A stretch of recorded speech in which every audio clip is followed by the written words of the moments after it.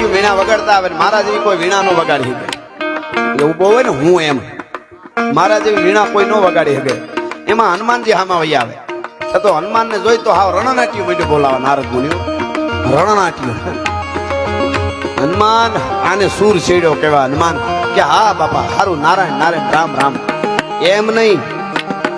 3 લોકમાં નારદ મુનિ જેવી કોઈ વીણા ન વગાડી શકે હનુમાન કે એ વાત સાચી પણ એવું બધું ન હોય આમાં કોઈ વગાડીએ દે તો કે નાઈ અખતરો કર ખબર પડે હનુમાન અખતરો કર કૂદકા મારવાનું કહી દે લઈને લડવું હેલું છે આ સૂર સંગીત છે આ લે અખતરો કર તો હનુમાનજી મહારાજ કે લાવો હનુમાનજીએ વીણા લીધી નારદ મુનિને કીધું હામાં બેહો અને મોટી શિલા હતો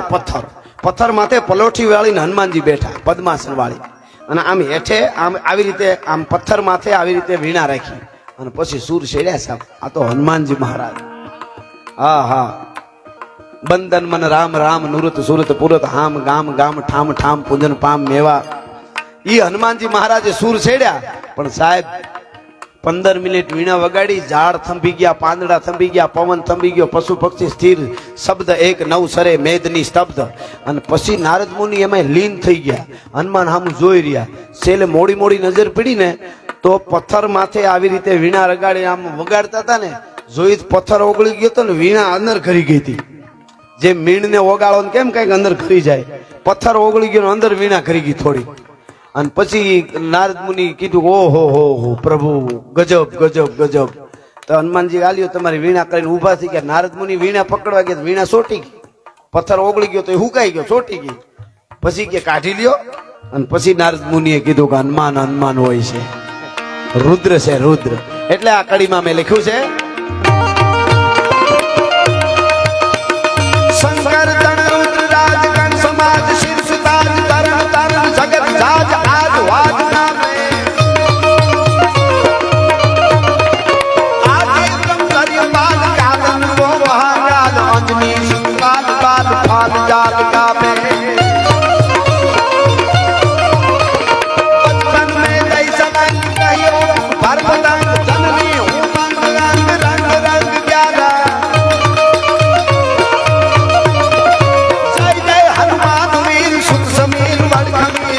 अमीर बदन वीर हरण वीर प्यारा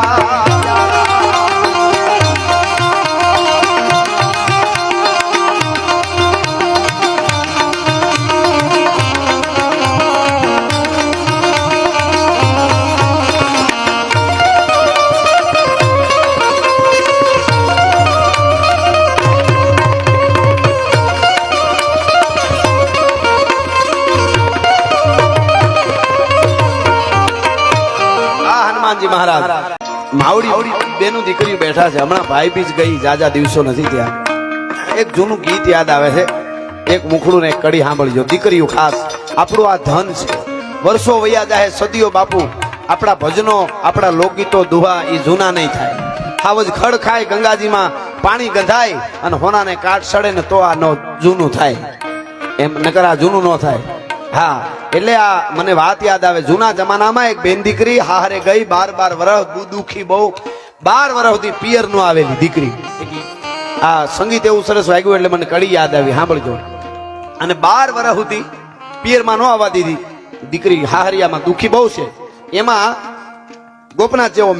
મેળામાં બધું ઘર આખું વયું ગયું દીકરીને વહુને લો લઈ ગયા કીધું તું એકલી ઘરે રે શણ વાહિદા કરજે એકલી ઘરે છે કામ કરે છે બપોરનું ટાણું રોટલા ઘડવા બેઠીને એમાં એક રાવણ હતા વગાડતો એક લોકગીત ગાતો આવ્યો એક માણસ એ હાવ દેશી માણસ દીકરીને પોતાનું પિયર યાદ આવ્યું કે આહા મારા બાપના આંગણામાં હતું તેથી અમે રાહડા જે ગાત્યું હતું ને એવા રાહડા ગાય છે આ ભાઈ મારા વીર તું આવ્યો મને બહુ સારું લાગ્યું આખું ઘર મેળામાં વયું ગયું મને લઈ ગયા નહીં 12 વર્ષથી પિયર નથી ગઈ આજ હું બહુ રાજી થઈ ભાઈ હું તને રોટલો ઘડી દઉં રોટલો ઘડીને ખવડાવ્યો અને ઓલા રાહડા ગાતો તો ગીતો ગાતો તો ઓલો માણસ બહુ રાજી થઈ એમાં ઓસિંતાની દીકરીની નજર પડી ગઈ નજર પડીને તો તુંબડું હતું જે રાવણથો બનાવેલું તુંબડું જેનો રાવણથો બન્યો હતો તુંબડામાં નજર પડી તો એને કંઈક અણહાર આવી એટલે કીધું ભાઈ આ તુંબડું ક્યાંથી લીધું તો કઈ તો એક ગામ હતું એમાં હું રોકાણો 2-3 દી રોક્યો એક માળી બહુ ભલા એનો દીકરો એવો ભલો અને તે દી મેં એને ત્યાં રોકાણો બહુ ગીતો સંભળાવ્યા ને એને મને વાડામાંથી ભાદરવા મહિનામાં તુંબડું પાકેલું મને આપ્યું ને મેં કોરીને એનો આ રાવણથો બનાવ્યો તો કે એનું ગામનું નામ, તો કે ફલાણું ગામ, ફલાણા ડોહીનું નામ, એના દીકરાનું આ નામ. તો ઓહો મારા વીર, મને ખબર પડી, મને તુમડા માણહાર આવી ગઈ હતી. ઈ ગામ મારા પિયરનું ગામ, ઈ ડોહી મારી માં, ઈ ભાઈ છે ને ઈ મારો વીર છે. હું 12 વર્ષથી પિયર નથી ગઈ, મારા ભાઈ સુધી નો જઈ ગઈ, ભાઈ અહીં સુધી નો આવ્યો, પણ તુમડું અહીં સુધી આવ્યું મારા વીરનું, મારા ભાઈના વાડાનું. આ હા હા મારા વીર,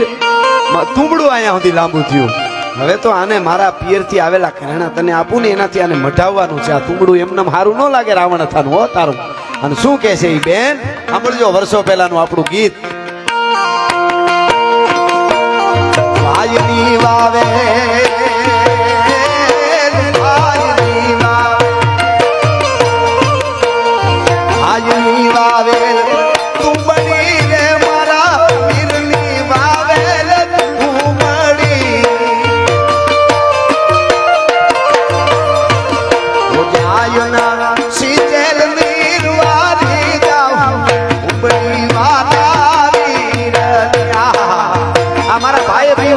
ભોજાય એટલે મારા ભાભી એમાં પાણી ફેરવ્યું છે. ને હવે શું કે છે, આવ્યો મારો કુંબડીનો વેલો આવ્યો મારા વીરનો. શું કે છે,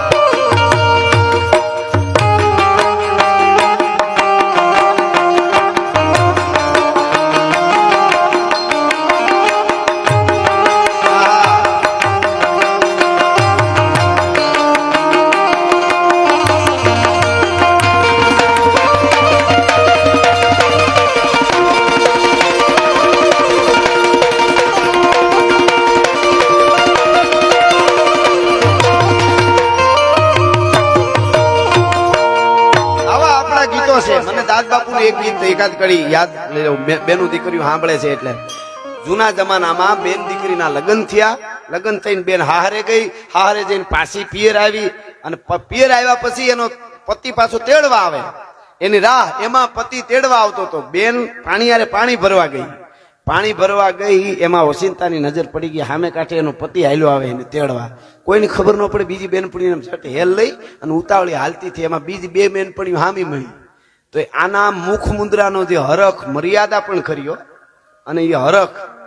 એનું મુખ મુદ્રા જોઈ અને પાયેથી હેલ લઈને ગઈ તો બેનપણીઓને ખબર પડી ગઈ કે આનું અહુ, આનો હરખ, આની મલાજો, મર્યાદા, આનું લાવણ્ય એ કઈક જુદું છે. નક્કી એનો ધણી એને તેડવા આવતો હોય છે. દાદ બાપુનું ગીત સાંભળજો, કેવા આપણા ગીતો, આપણી સંપત્તિ જોજો.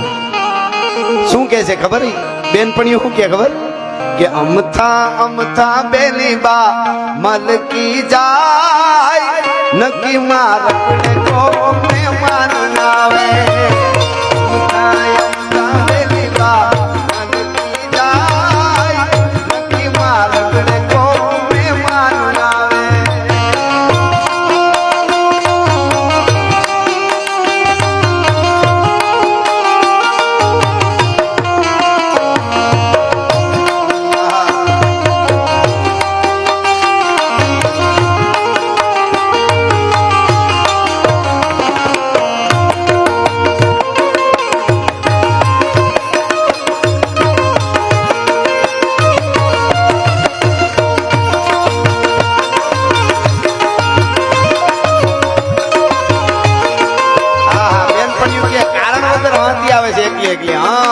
માર ઘડે કોક મહેમાન આવે તમે જો પછી શું કે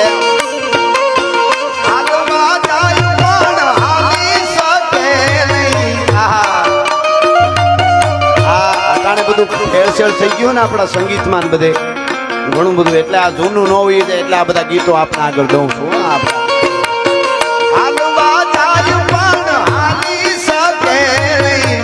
અંબેથી ચૂંદડી હરકી જાય નક્કી માં રગડે કો મહેમાન આવે કાયમ કાવેલી બા હરકી જાય નક્કી માં રગડે કો મહેમાન આવે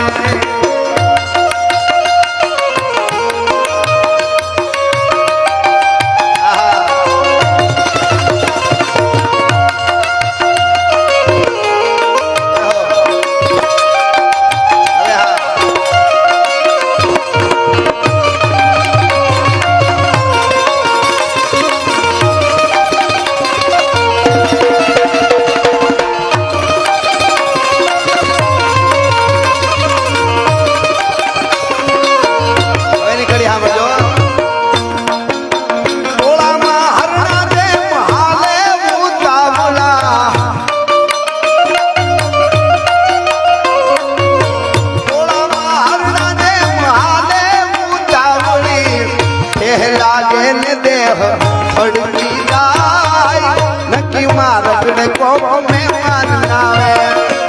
देह लागे ने देह